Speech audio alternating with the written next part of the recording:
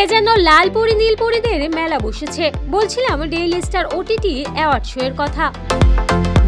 গতকাল daily star OTT award শোতে এক ঝাঁক তারকারা নজরকাড়া লুকে হাজির হয়ে দর্শকদের রীতিমতো মন জয় করে নিলেন।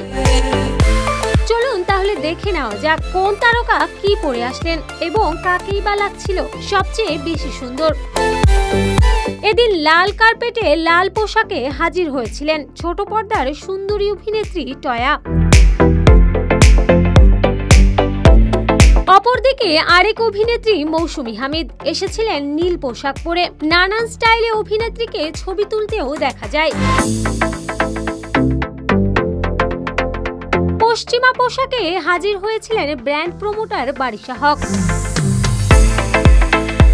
জামদানি শাড়ি পরে বাঙালি সাজে হাজির হয়েছিলেন অভিনেত্রী আজমেরি হক বাঁধন।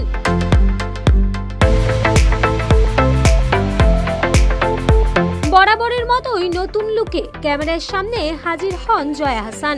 গোলাপি সাদার মিশ্রণে আকর্ষণীয় লাগছিল দুই বাংলার এই জনপ্রিয় অভিনেত্রীকে।